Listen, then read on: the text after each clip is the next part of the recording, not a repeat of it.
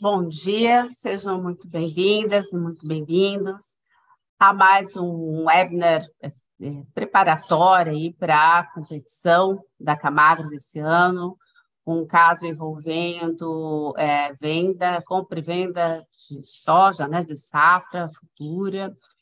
E eu tenho o prazer nessa manhã de ter sido convidada para conduzir esse webinar, que trata de um tema interessantíssimo, aí como a gente anunciou nas redes, um dos hot topics da arbitragem, e com a alegria de ter aqui comigo nessa mesa virtual grandes nomes do processo civil brasileiro que também, ao mesmo tempo e com a mesma qualidade, se dedicam ao estudo da arbitragem. E como estávamos conversando um pouquinho antes aqui nos bastidores, falamos aqui de um daqueles pontos de interação, de cooperação entre a arbitragem e o Poder Judiciário. Esse assunto é relevantíssimo, né? Porque ainda que escolhemos sair do Poder Judiciário quando adotamos nos contratos, ou mesmo num compromisso arbitral, essa via extrajudicial, privada de solução de litígios, nós não prescindimos, né, dessa análise de como a arbitragem se relaciona com o Poder Judiciário. E falar de precedentes judiciais e arbitragem é falar justamente disso, né? Como é que, e essa é a questão, o eixo aí da competição, como é que o árbitro deve se comportar diante da existência de precedentes judiciais relacionados à matéria com a qual ele está lidando no procedimento arbitral para o qual foi nomeado. Insisto aqui na alegria de ter o professor Fred Duvier, professora Sofia Temer e professor Welder Queiroz. A Camagro é uma câmara que atua em todo o Brasil e quem já me viu em outros webinars sabe que eu levanto uma bandeira da diversidade na arbitragem, não só de gênero, mas geográfica também. E essa é uma outra qualidade desse painel. Nós temos Sofia do Rio de Janeiro, Fred da Bahia, Salvador, e o Welder lá em Cuiabá e eu aqui no Paraná. Então, sem mais tomar muito tempo, eu vou chamar ao palco aqui o nosso primeiro expositor, que o clichê aqui é perfeitamente cabível e peço licença para dizer que dispensa apresentações, né? Professor titular da Universidade Federal da Bahia. E eu vou começar aqui pedindo a Fred que comece pelo começo, né? O que, afinal, um precedente judicial, Fred, é fonte normativa, é fonte de direito, porque eu acho que todo o raciocínio aqui, a discussão, parte justamente desse ponto. Bom dia, obrigado, Fred. O palco é seu. Muito obrigado, Letícia. É um prazer revê-la. Um abraço especial aos meus amigos, o Welder Queiroz, que eu vou ver daqui a 15 dias em Cuiabá, e minha querida amiga Sofia Temer. Sempre um prazer estar com você aqui, Sofia. A gente que está sendo parceiro em webinários aí desde o início da pandemia, fizemos vários juntos. Veja, esse tema realmente é impressionante como se transformou. Eu posso fazer uma comparação. O que era a discussão sobre poderes instrutórios do juiz, quando eu comecei a estudar processo, que dividia o bloco dos processualistas em dois, essa discussão sobre a relação dos tribunais arbitrais com o sistema de precedentes. Sendo que aquela discussão sobre o poder instrutório do juiz, no meu modo de ver, tinha sentido. Essa não tem sentido, com todo o respeito. Eu tenho uma dificuldade imensa de encontrar uma boa razão para essa discussão. Eu acho que a minha contribuição para esse webinário é levantar essa bola. Então, eu vou fazer o que Letícia me pediu. Veja, eu vou partir de uma premissa do meu raciocínio. O ordenamento jurídico brasileiro ele se organiza a partir de uma articulação de diversas fontes do direito, diversas fontes. Então, o direito no Brasil ele se revela, ele emana de diversos de diversas origens. Origens, vamos chamar de legislativas, que são as mais tradicionais, né? Como a Constituição, como as leis federais, as leis estaduais, a Constituição estaduais. São fontes formais, tradicionais e fontes de normas gerais. Mas também ele emana de outras origens. Os negócios jurídicos são fontes do direito. Há inúmeras fontes de natureza administrativa, como atos normativos das agências reguladoras, resoluções do CNJ, resoluções dos tribunais de justiça. Há fontes de normas individuais. Normas também podem ser individualizadas. As decisões judiciais, as decisões administrativas em processos administrativos também são fontes normativas. Há as fontes costumeiras, né? O costume também é fonte normativa. E há os precedentes, ou seja, precedentes, quando obrigatórios, e nem todos são obrigatórios, mas quando obrigatórios, são exemplos de fontes normativas. Portanto, são exemplos de fontes das quais emanam normas jurídicas que, como são normas jurídicas, devem ser observadas por todo mundo. A todos compete observar o ordenamento jurídico. Todos.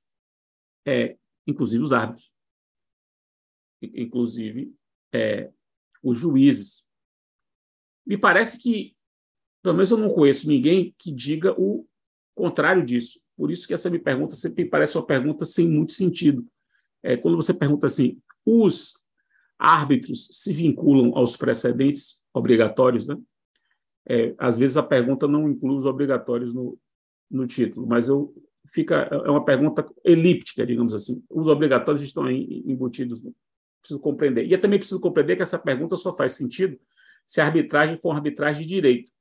Então, também está subentendido que, quando se quer saber se os árbitros ficam vinculados aos precedentes, isso num contexto de uma arbitragem de direito e falando de precedentes obrigatórios. Então, quando alguém faz essa pergunta, perceba que é uma pergunta que tem a mesma estrutura da seguinte pergunta: os árbitros ficam submetidos à lei?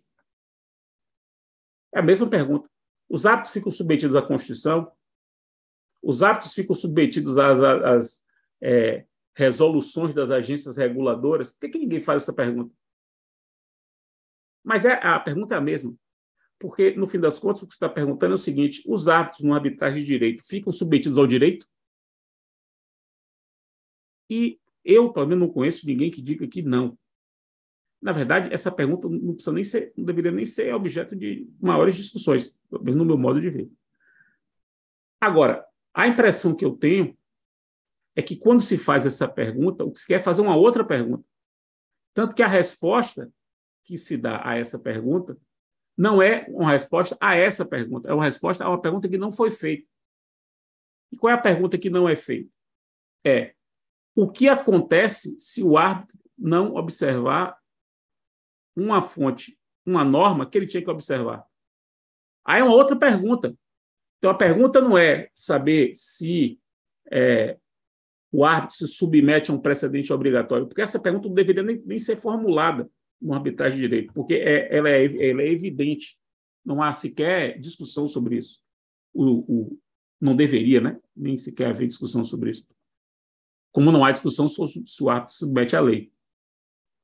Agora, a pergunta sobre qual é a consequência de o árbitro aplicar mal um precedente ou ignorar um precedente obrigatório, perceba que essa segunda pergunta, que é a que deveria ser feita, mas às vezes não é feita, e é a que é respondida, mesmo quando essa pergunta não é feita, porque as pessoas já respondem supondo uma pergunta que está oculta na formulação, ela tem a mesma estrutura de uma pergunta que viesse formulada da seguinte forma: o que acontece se o árbitro aplicar mal a lei?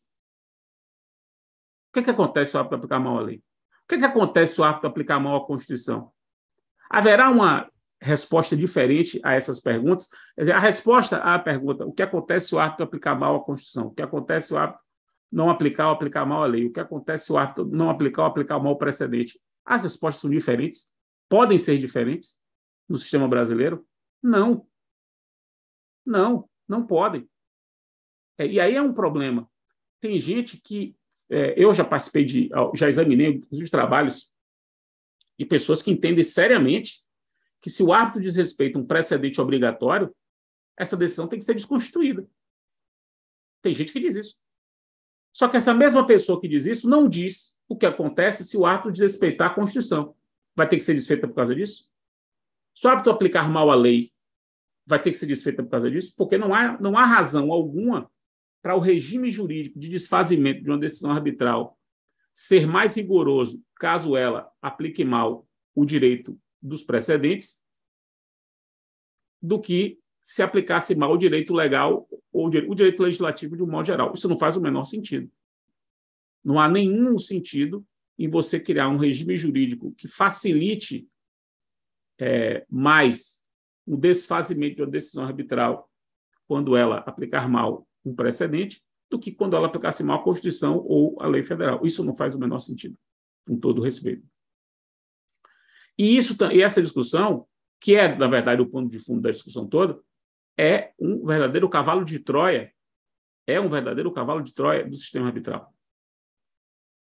Por quê? Porque o nosso sistema arbitral, ele, todos sabem, está pautado na seguinte premissa de que o controle da decisão arbitral não pode ser um controle do mérito da decisão arbitral, portanto, do acerto ou desacerto da decisão arbitral.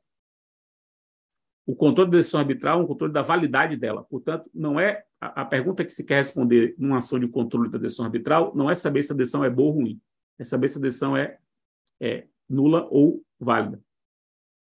Se ela é boa ou ruim é uma pergunta que você não pode sequer fazer ao Poder Judiciário Estatal brasileiro.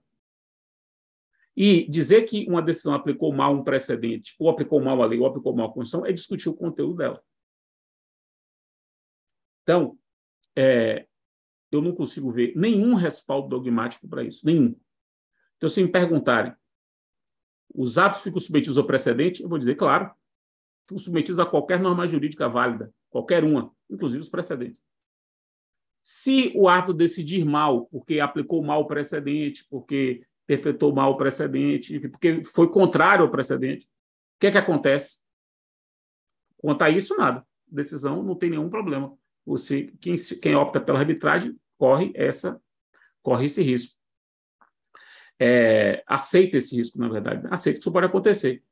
Porque isso pode acontecer, inclusive, no processo estatal. Os juízes podem decidir contra precedentes. Os próprios tribunais que emanam os precedentes decidem contra os próprios precedentes. Então, isso faz parte um pouco do risco da processualização das coisas.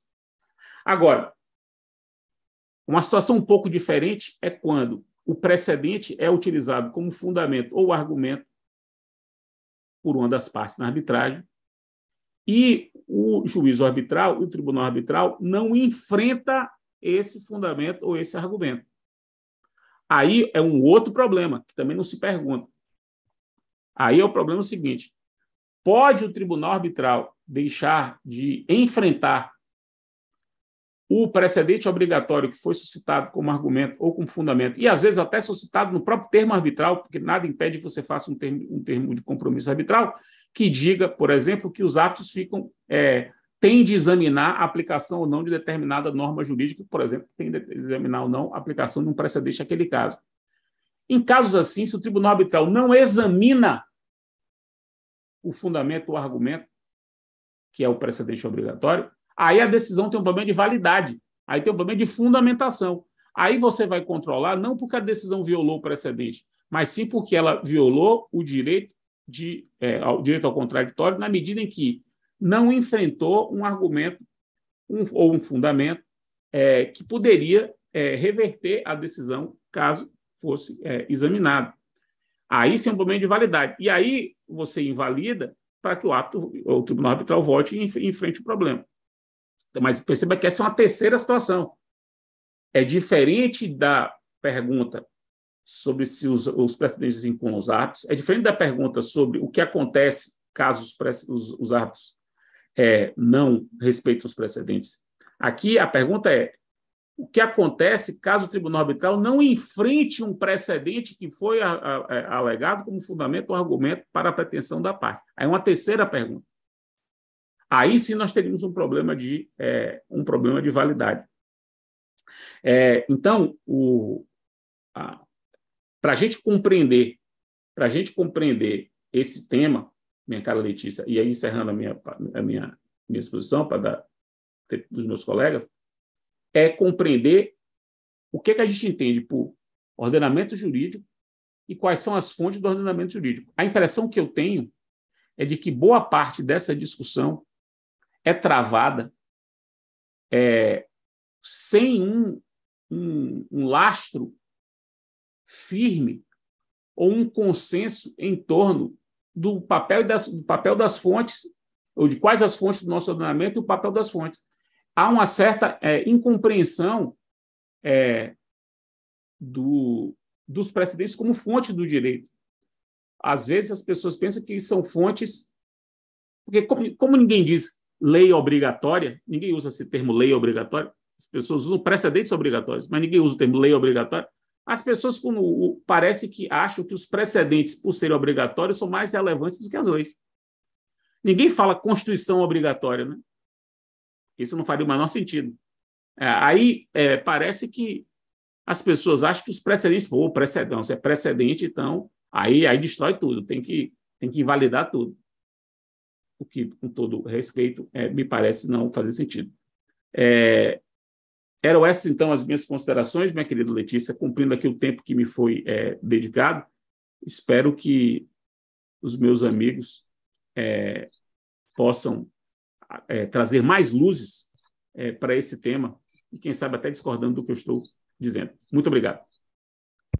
Obrigada, Fred. Eu tive um pequeno problema de conexão aqui ao final, então vou assim, rapidamente já passar para a Sofia, depois vamos para as perguntas e debates. Sofia aqui também é advogada, doutora pela UERJ em processo civil, uma ativista aí também de mulheres no direito processual civil, com devido apoio dos nossos aliados, incluído o Fred.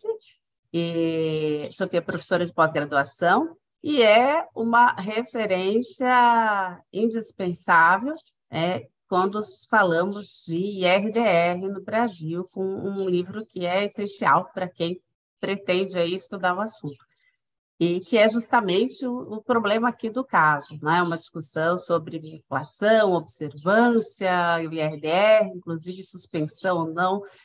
Sofia, então a palavra é sua, para dando continuidade às premissas do Fred, ou discordando das premissas do Fred, né? Porque nós temos essa liberdade aqui no debate. Você está com a palavra, então. Muito obrigada também pela presença, Sofia.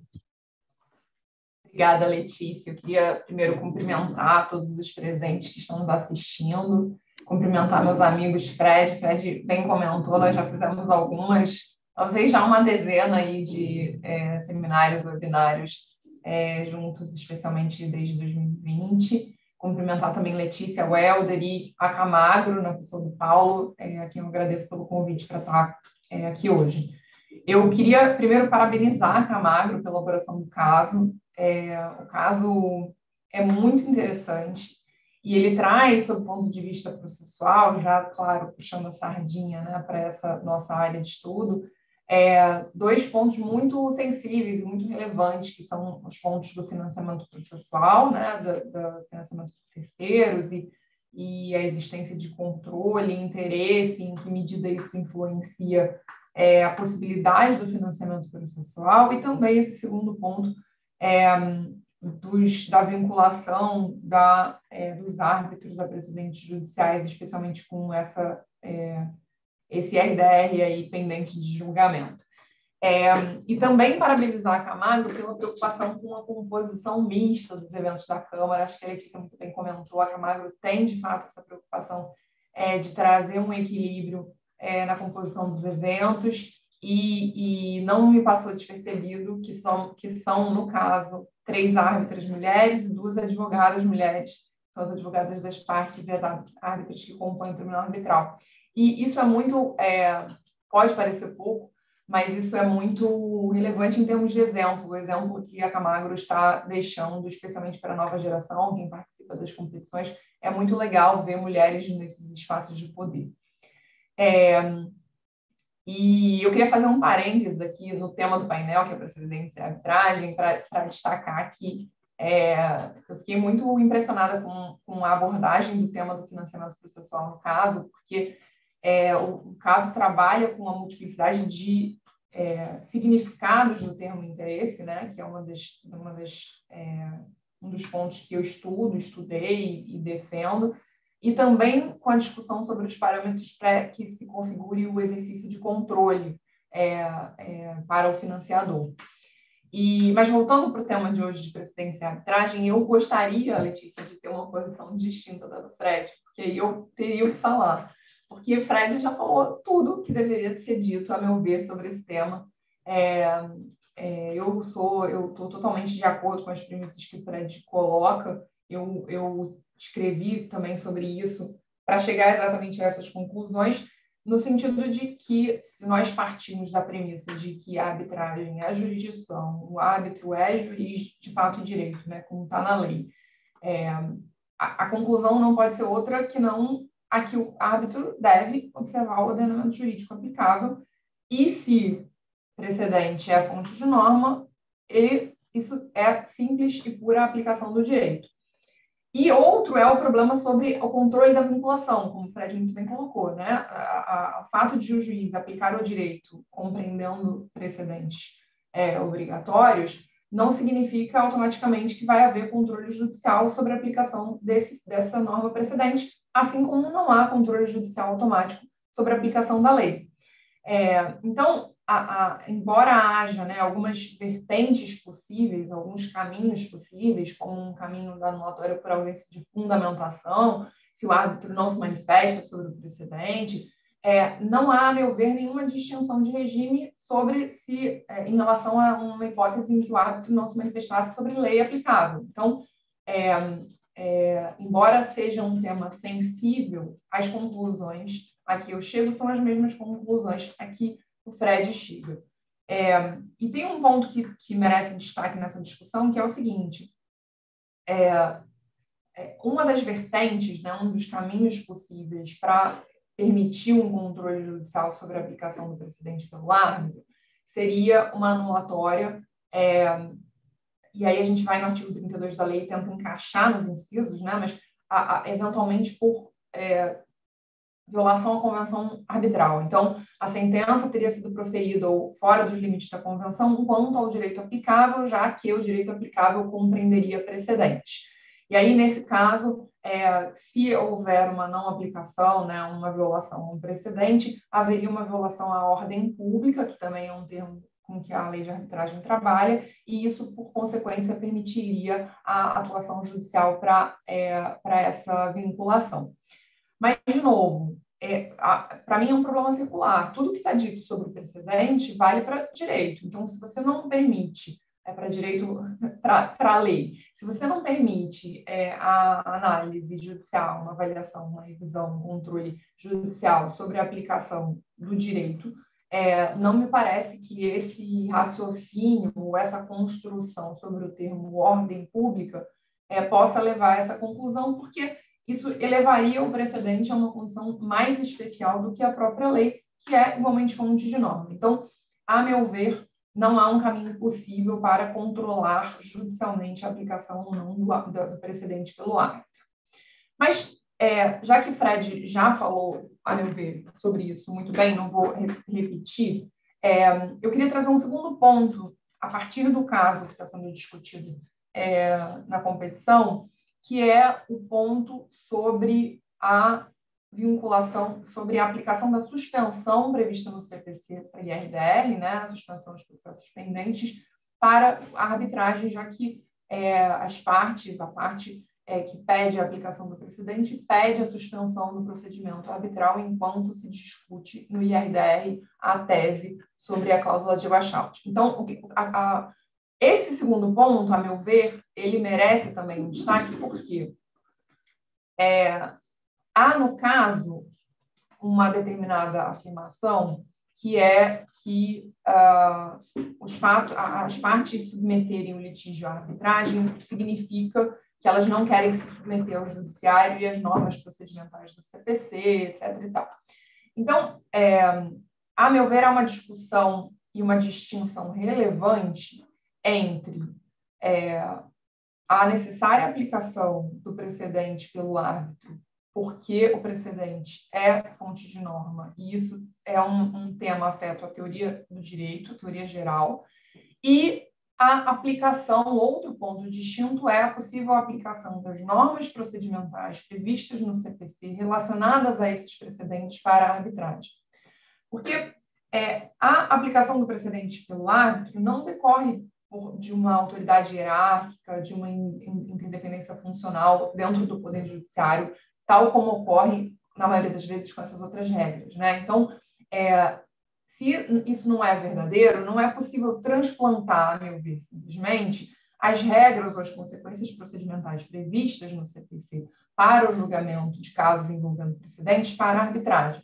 Não se confundem, a meu ver, o fato de o precedente ser norma e dever ser ponderado e aplicado pelo árbitro com as consequências procedimentais que podem ser extraídas da aplicação do precedente em sede de judiciário.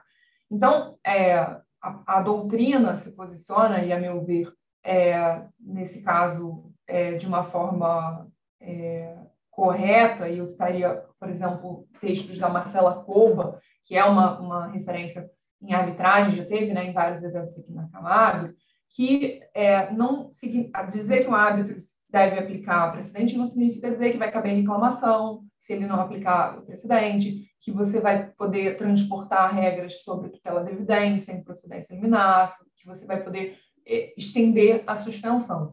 Especificamente sobre suspensão, eu inclusive já defendi que entendo que não seria hipótese de suspensão do procedimento arbitral enquanto a tese não está sendo firmada. Porque justamente isso não se refere à questão específica do precedente ser fonte de direito, e sim uma regra procedimental sobre o funcionamento do judiciário nesse contexto. Isso não afasta, a meu ver, a possibilidade das partes convencionarem mudanças procedimentais, inclusive na cláusula arbitral, na convenção arbitral, para criar essa vinculação procedimental, mas isso, a meu ver, não pode ser automaticamente transplantado. E aí, uma última observação sobre esse tema, que pode surgir, né, a partir dessa afirmação, é a seguinte: o fato de termos garantias processuais fundamentais aplicáveis à arbitragem, contraditório, fundamentação, igualdade entre as partes, imparcialidade do juiz, não significa, a meu ver, que haja simplesmente uma transposição das normas procedimentais, das normas processuais do CPC, que sempre vão poder ser correlacionadas a essas garantias fundamentais em uma medida para a arbitragem. Porque esse é um segundo caminho, né, que as pessoas às vezes usam para dizer que há uma vinculação do precedente em sede arbitral, porque se o precedente diz respeito, em alguma medida, às garantias fundamentais processuais, igualdade entre as partes, contraditório, e você poderia ir por essa via de inobservância à garantia processual para dizer que a decisão arbitral é nula e aí, por consequência, fazer um controle judicial. Mas a realidade é que todas as normas processuais, como eu falei, vão ser em alguma medida relacionadas a garantias fundamentais processuais. Isso não significa que o núcleo dessas garantias esteja sendo violado na arbitragem para permitir um controle judicial. Então, nesse caso, especificamente sobre a suspensão, eu entendo que não é o caso de transpor a suspensão que está prevista no CPC para a arbitragem, e por isso não seria a hipótese, no caso, né, de suspender a arbitragem, ainda que, uma vez firmado o precedente seja fonte de norma e ele vá ser aplicado, deva ser aplicado pelo árbitro, sem que haja um controle judicial a isso atrelado pela via da anulatória ou por uma impugnação do cumprimento da sentença arbitral. Bom, é isso, Letícia, em linhas gerais. Quis trazer esse ponto da suspensão para também complementar e trazer uma segunda análise à fala do Fred, que está, a meu ver, integralmente correta. Obrigada. Obrigada, Sofia. Bom, você disse tudo, né? Uma vez que eu provoquei a premissa e o Fred constrói tão bem, né? Eu comecei a ler o Fred lá atrás também, no livro sobre os pressupostos, né? E desde então já fica muito claro que é uma densidade da fundação dos conceitos fundamentais do processo que fica difícil rebater, né, Fred? Mas, Sofia, sem dúvida, a questão da suspensão é importantíssima para o caso também, e eu estava realmente esperando ouvir de você essa análise sobre a suspensão, porque ela entra também naquela discussão que os arbitralistas costumam ter, de que esse tipo de a determinação de uma suspensão, e sem aqui me posicionar, mas só para colocar o problema, extrapolaria, né, a esfera de atuação do judiciário, e aí a aplicação do CPC não cabe na arbitragem, e aí iria até, talvez poderíamos até classificá-la como medida anti-arbitral, que é tão combatida pelos arbitralistas. Mas antes de passar para o Helder, e assim, embora já tenham tocado nisso, eu queria deixar essa opinião expressa aqui para o público. Se o árbitro não deixar de analisar simplesmente e irmos pela via da eventual falta de fundamentação, mas se o árbitro expressamente afirma, mediante provocação da parte, como existe nesse caso, que ele não está vinculado. Porque existe esse entendimento, embora o Fred tenha colocado muito bem a posição de que tudo é fonte normativa, mas há quem discorde, e se a gente se depara com um árbitro que não aplique, expressamente diz que não vai aplicar porque não está sujeito a precedente. Nessa hipótese específica, teríamos algum caminho dentre as possibilidades ali da animatória em que se encaixaria essa conduta, ou, por acaso, poderíamos, neste caso específico, invocar o cabimento de uma reclamação? Eu gostaria só que vocês se manifestassem expressamente sobre essa questão, antes de passar para o Helder. Eu também? Qualquer um que queira falar. Sofia. Já falei demais. Você usou menos tempo do que eu. Eu posso falar, porque, Letícia, esse de fato é um ponto relevante, porque, a meu ver, isso é parte da análise por caminhos possíveis para criar essa vinculação e o controle judicial, né? Então, quando você avalia esse tema e você tem limites rígidos, né, na lei de arbitragem, a esse controle, existem esses possíveis caminhos, a concepção de ordem pública, a ausência de fundamentação, a violação de uma garantia processual relacionada ao precedente e a declaração do árbitro de que ele não está vinculado. Reclamação, eu entendo que não é cabível, tá? Eu acho que a gente volta a um problema que é um problema anterior, que é o que significa dizer, o árbitro dizer que ele não está vinculado. E aí o raciocínio que eu faria o que significaria dizer, num caso análogo, que o árbitro não está vinculado ao Código Civil. Eu acho que a resposta a esse problema está diretamente relacionada à consequência que é prevista para uma simples negativa de aplicação da legislação federal. Então, o árbitro diz, eu não estou vinculado ao precedente, ele poderia dizer, eu não estou vinculado ao Código Civil, eu não estou vinculado à Constituição. Nesses casos, nós permitiríamos ou não permitiríamos o controle judicial? Para quem entende que isso poderia configurar a violação à convenção arbitral, eu entendo que a resposta é positiva. Mas isso vai valer tanto para a lei quanto para o precedente. Então, não entendo e não acho que isso vai ter um colorido especial por ser precedente. Entendo que, aliás, o árbitro dizer que não se vincula à Constituição é mais grave do que ele dizer que não se vincula a um precedente obrigatório. E se o árbitro disser, não me vinculo à Constituição, aí a gente consegue entrar no mérito e analisar e reanalisar o mérito da decisão arbitral? Quem tem uma posição mais restrita vai dizer que não, que isso é mérito, e aí ele não aplicou uma determinada norma constitucional, uma determinada norma de legislação federal. Isso, infelizmente, faz parte do jogo, ele vai ter apreciado o mérito como ele deveria, e isso não vai ser possível de avaliação judicial.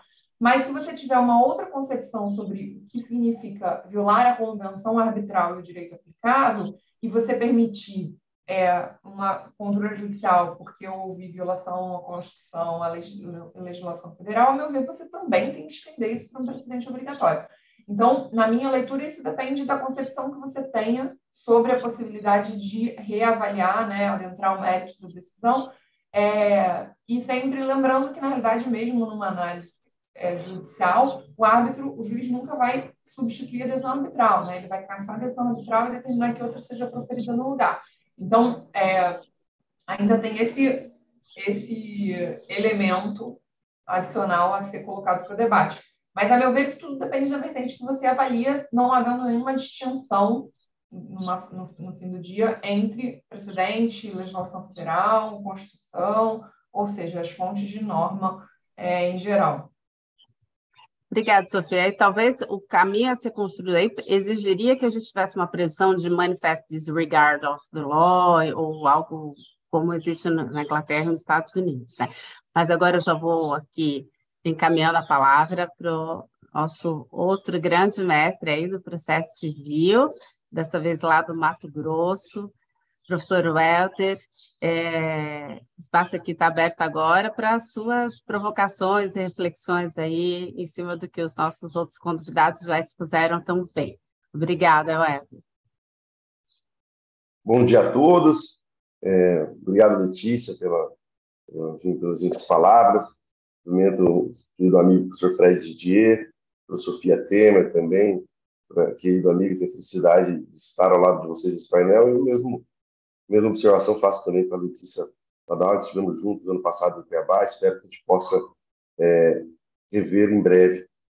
Cumprimento a Camargo pelo caso apresentado para essa competição de arbitragem, extremamente interessante, com dois temas muito atuais, que é o financiamento financeiro e a vinculação ao precedente. Indo direto às exposições sobre o tema precedentes e arbitragem, a gente foi muito feliz em dizer que não há dúvida que os precedentes vinculantes ou obrigatórios ou qualificados, seja o adjetivo que mais agrade o autor, os precedentes vinculantes são fontes de direito. Isso nós não temos nenhuma dúvida atualmente a respeito de que os precedentes são fontes de direito. Mas me chama muita atenção, e eu queria trazer essas reflexões para o debate. Nós temos no rol do artigo 927, que é o principal núcleo dos precedentes vinculantes, e acrescento ao rol também aqui as teses firmadas pelo Supremo Julgamento de Recurso Extraordinário com repercussão geral, e certamente o recurso especial com relevância da questão federal, que será implementado no sistema jurídico brasileiro. Ele ali se concentra, ou nesses precedentes se concentram os precedentes qualificados. E a grande questão, a finalidade, foi trazer e retomar a unidade do direito.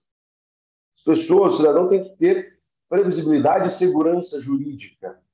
A partir do momento em que a lei não traz isso, ganha uma grande relevância, os precedentes qualificados retomem essa unidade do direito. Eu destaco isso para dizer que as hipóteses de precedentes qualificados elas possuem abrangências diferentes. Então, não há dúvida que aqueles firmados pelo Supremo Tribunal Federal e pelo STJ possuem uma abrangência nacional. Então, decisão de controle concentrado de funcionalidade, súmula vinculante, decisão em recurso extraordinário e repercussão geral, julgamento de recursos repetitivos dos tribunais superiores, possuem uma abrangência nacional, uma vinculatividade do judiciário no âmbito nacional. O grande ponto que eu trago para o debate, exatamente porque o caso é em cima de um RDR, e aqui, RDR, não posso deixar de destacar a relevância do trabalho científico de Sofia Temer sobre RDR, sem sombra de dúvida aqui, se não a maior, uma das maiores monografias sobre o tema de consulta obrigatória a respeito, premiado, enfim.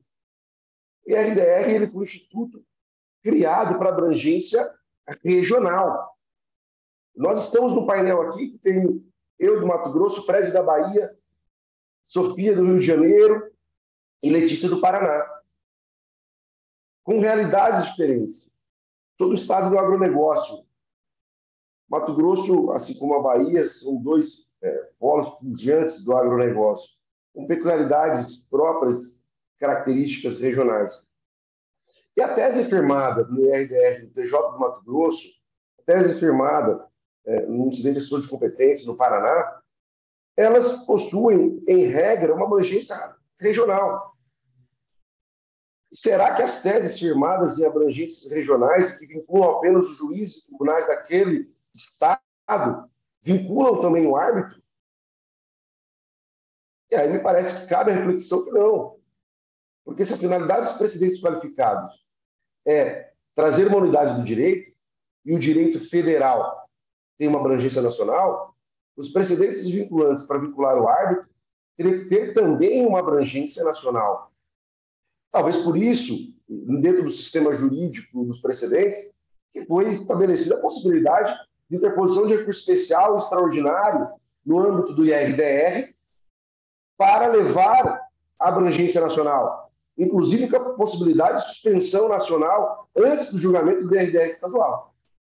Então, para trazer essa reflexão e devolver a pergunta aqui para Fred, e levar a pergunta para o Fred e para a Sofia, será que essa diferença de abrangência de vinculação não modificaria a abrangência de vinculação do árbitro?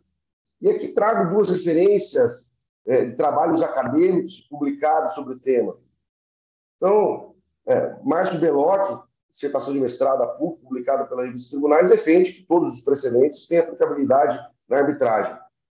Mas outro belo trabalho, tese de doutorado na PUC de São Paulo, defendido por Paulo Magalhães Nassi, um querido amigo, chamado Vinculações Arbitrais, publicado pela Urunhures, ele faz exatamente essa distinção e defende a abrangência, a diferença da abrangência regional e nacional para distinguir a vinculação do árbitro. Letícia, são essas considerações e contribuições que eu gostaria de trazer nesse painel, agradecendo a Camargo mais uma vez pelo convite. Padre, eu vou pedir licença para complementar a sua pergunta, porque ela soma-se a uma indagação que eu ia colocar, que estava aqui guardando, e que foi trazida aqui também pelo nosso host, que acredito que tenha tirado do YouTube, portanto, tenha vindo do público. Eu também estava refletindo sobre isso, e a pergunta é aqui: sendo aplicável o direito brasileiro, as partes se vinculam somente às fontes de nível federal e estadual, e qual seria o critério para determinar a fonte de direito estadual aplicável? E eu complemento que nós estamos aqui diante de uma invocação de um julgamento no Tribunal Pantaneiro, e, no entanto, a sede da arbitragem é São Paulo. Então, aqui para colocar também mais esse elemento de reflexão sobre a sede da arbitragem e qual o papel dela nessa discussão. Fred, Sofia, quem começa? Fred? Posso falar sobre isso. Essa pergunta é uma pergunta muito boa. Essa é uma pergunta que vale... Porque, de fato, o nosso sistema de precedentes tem essa peculiaridade de ser um sistema de precedentes a partir de um Estado federado e com camadas, né, de vinculação. Acho que é um bom ponto esse de dizer que um precedente obrigatório do Tribunal do Mato Grosso do Sul, eu não me lembro exatamente do caso, se era o Tribunal do Mato Grosso. O caso é o Estado do Pantanal. Pantanal, né? Enfim, do Pantanal. O Tribunal do Pantanal, e não me lembro se há Pantanal no estado de São Paulo, no oeste, lá no extremo oeste de São Paulo, tem uma parte do Pantanal, está lá no extremo oeste de São Paulo, não lembro. Suponho que a questão coloca Tribunal Pantaneiro e sede da arbitragem de São Paulo exatamente para dizer que são lugares distintos. Eu suponho que seja isso. Aí eu acho que isso é uma boa questão. Acho que não há essa vinculação, porque há limitação territorial. Portanto, não é precedente obrigatório para a sede de São Paulo. Agora, essa pergunta, e na verdade esse tema, né, essas discussões todas, empurram a gente para refletir sobre a redação dos termos de compromisso arbitral num contexto de precedentes obrigatórios. Porque já que existe essa discussão, existem essas discussões, todas essas discussões podem ser resolvidas no termo de compromisso ambiental, todas elas. Se as partes quiserem a aplicação de um precedente em determinado lugar, as partes podem dizer o seguinte: a sede é em São Paulo, mas a gente quer que se adotem os precedentes do Tribunal do Pantanal. As partes não podem escolher o direito aplicável? Escolher o direito aplicável, portanto, a choice of law, né? A choice of law pode ser uma choice of law, o law aí pode ser precedente. Então, você pode, inclusive, eu já fiz um contrato, olha que interessante isso, fiz um contrato em que eu coloquei as seguintes cláusulas de certificação, que eu chamo, são negócios de certificação. Uma delas é a seguinte: caso haja discussão em juízo disso, daquilo, as partes concordam que a solução a ser adotada é aquela prevista no enunciado tal da súmula do STJ. Está dito no contrato. Ou seja, as próprias partes acertam previamente que elas não vão discutir que aquela ratio enunciada na súmula é a ratio que resolveria um caso se discutisse tal assunto. Está previamente estabelecido no negócio de certificação, no contrato que rege as partes. Imagine isso num termo de compromisso arbitral. Imagine no termo de compromisso as partes dizendo o seguinte: olha, as partes reconhecem que o precedente tal da terceira turma do STJ não se aplica a esse caso, ou que a tese tal, firmada pela Corte Especial do STJ, é uma tese aplicável a uma discussão com essa característica. Enfim, essas variações todas de certificação que as partes podem fazer em torno do sistema de precedentes. É uma aplicação criativa, né, da choice of law, que é admitida no direito brasileiro. Então, eu acrescento essas considerações aí. Não sei se Sofia tem mais alguma coisa a dizer. É um bom ponto. Eu fiquei aqui pensando o que a gente vai responder para isso, né? Mas eu só faria uma observação, apesar de concordar com tudo, que é a seguinte, porque parte da pergunta, né, Letícia, foi sobre lei estadual também, né? Se não me engano, deixa eu resgatar aqui. Sendo aplicável ao direito brasileiro, as partes se vinculam somente às fontes de nível federal ou estadual também. E aí, para essa... lei também. Para essa pergunta, penso que a resposta é afirmativa no sentido de que direito brasileiro compreende normas de direito federal e normas de direito estadual. Então, a resposta, a meu ver, seria positiva. Mas o problema que está sendo discutido é outro, né? Porque a gente está falando da interpretação da lei federal por um tribunal estadual.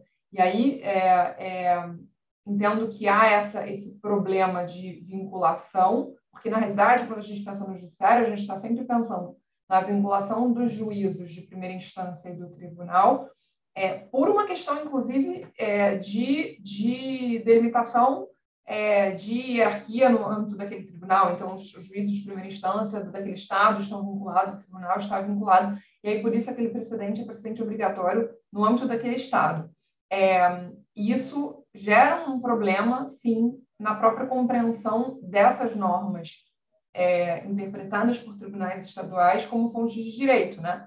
Porque, na realidade, se você entender que elas são fontes de direito porque os tribunais estaduais também têm competência e jurisdição para falar sobre normas de direito federal, aí você teria que concluir as mesmas coisas que a gente falou no início. Então, se o tribunal pode falar sobre normas, o tribunal estadual pode falar sobre normas de direito federal e instituir precedentes sobre essas normas de direito federal, aquilo ali, a meu ver, é uma norma precedente ainda assim. E aí, ainda assim, ela seria vinculante. Mas aí você entraria numa vinculante no sentido de fonte de direito, né? Você teria, talvez, uma consequência mais gravosa ou mais abrangente do que você teria no judiciário estatal, né? No poder judiciário, na jurisdição estatal. Só uma coisa, eu fiquei na dúvida, tá? Eu acho que a gente teria que rever, porque eu tinha visto esse ponto e o incidente do caso, ele é julgado pelo Tribunal do Estado do Pantanal. E a sede da arbitragem, salvo engano, é a Pantanal também. Então, talvez a gente não tenha esse problema de que a gente está falando aqui. Pode ser que eu tenha visto rápido, mas eu tinha feito essa verificação. Então, não sei se esse problema é um problema real para o caso especificamente, porque, enfim, só trazendo esse elemento adicional aí. Sim, mas é que eu só coloquei essa questão porque a pergunta que foi feita aqui, que me parece que veio do público, é qual seria o critério para determinar a fonte de direito estadual aplicável. E aí eu acrescentei também a questão da sede, porque se a gente tivesse problema de ser invocado um precedente, por exemplo, no Pantanal e a sede ser outro lugar, se isso teria relevância. Sim, entendi. E particularmente, eu acho que nesse aspecto faz diferença aqui falar em precedente judicial de âmbito, alcance estadual e lei estadual, porque a sede, né, ela influencia diretamente na lei procedimental, mas não necessariamente na lei material aplicável ao caso, né? E se vai usar a lei do Pantanal, se outra for a sede, essa é uma outra discussão, né, sobre a lei material aplicável, que é diferente do alcance regional do precedente. Então, é um problema mais complexo. Não sei se querem comentar. Não, é exatamente isso, concordo. Você foi no ponto aí. Você foi no ponto. Welter, mais alguma questão antes de eu passar para a última questão aqui, porque a gente vai começando a se encaminhar aí para as conclusões? Letícia, não é uma questão, mas é uma brevíssima observação. A questão da suspensão realmente é uma discussão muito interessante que se tem. Eu vejo isso por aqui, que na época que o Código tramitava no Congresso Nacional, eu fazia parte de um grupo de pesquisa entre arbitragem e processo na PUC São Paulo, né? E a PUC São Paulo fez algumas 8 sugestões de alteração do Código, entre elas a carta arbitral, que foi acolhida, mas algumas que não foram. E uma das propostas era a suspensão por prejudicialidade externa, não necessariamente por conta do precedente, mas para deixar clara a possibilidade de suspensão por prejudicialidade externa, que existe para a relação entre processos judiciais, judiciais e arbitrais. E que talvez traria, pode, em seu caso, trazer maior debate sobre a questão da suspensão. É só essa observação, Letícia. Obrigado, Helder. Para não deixar aqui os nossos multis sem resposta, tem uma pergunta sobre o artigo 927. Né?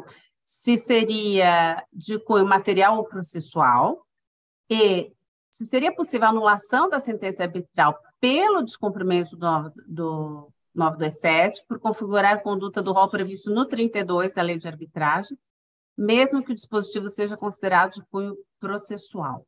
Bom, na verdade, né, os nossos palestrantes aí já defenderam que não entendem sequer possível uma anulatória, porque estaria, enfim, revendo decisão meritória do árbitro. Mas o 927 tem cunho material ou processual? Imagino que esses multis que perguntaram isso estão aí tentando buscar argumentos, né, para o caso, então, por isso, repassando aqui essa última pergunta para a gente encaminhar o painel para as conclusões. Quem gostaria de responder? Eu posso falar isso.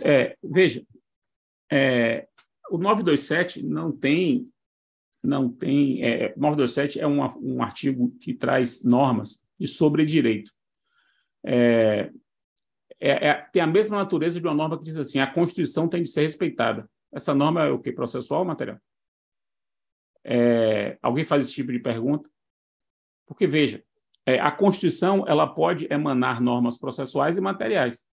As normas processuais ou materiais da Constituição têm que ser respeitadas. Então, o 927 ele é um dispositivo cujo comando os órgãos julgadores do país devem observar os precedentes. Os precedentes é que podem ser processuais ou materiais. Então, não faz muito sentido a distinção material e processual para uma norma como essa, que é uma norma de estrutura. Assim, um postulado que impõe que normas sejam observadas. Então, isso é uma distinção que não faz sentido a gente dizer. É uma norma que impõe que normas sejam observadas. E perceba que isso não tem relevância para a solução do caso. Uma vez discutindo com grupos que estão se preparando para essa competição, eles me trouxeram o 927 para tentar argumentar que, como o 927 só fala em juízes e tribunais, não se aplicaria os tribunais arbitrais. Eu fiquei muito comovido com esse argumento. Porque se a galera está indo com essa pegada na argumentação, alguém está instruindo esse tipo de argumentação, isso é muito triste. Muito triste. É muito triste. A gente não deve permitir isso. O pessoal que for examinar esses assuntos deve fazer reprimendas severas a argumentações como essa. Porque isso embola tanto a formulação, embola tanto a mente, né, na argumentação, que fica até difícil você se contrapor, retroceder 40 anos, é imaginar que os árbitros não são juízes, por exemplo. É imaginar que é um retrocesso tão grande que parece até um outro idioma, entendeu? É como se estivesse falando num outro idioma. Então, minha resposta, Letícia, à sua pergunta a norma que decorre no 927 não é propriamente processual material. É uma norma que manda que outras normas sejam observadas. Não tem um adjetivo para isso. Obrigada, Fred. Quando você falava aí, e independente da discussão sobre a aplicação do 927 ou não, e processualização da arbitragem, o fato é que a lei brasileira também diz que o juiz o árbitro é o juiz de direito e de fato da causa, e quando você receia esse retrocesso, até do ponto de vista se a arbitragem é uma atividade jurisdicional. Eu me lembro de uma palestra sobre cooperação, voltando aí à abertura, né, do seminário, sobre cooperação e interação entre judiciário e arbitragem, que foi feita pelo professor Flaviacho nas jornadas lá em Porto de Galinhas. E me marcou muito a observação dele de que é claro que ele, um grande, também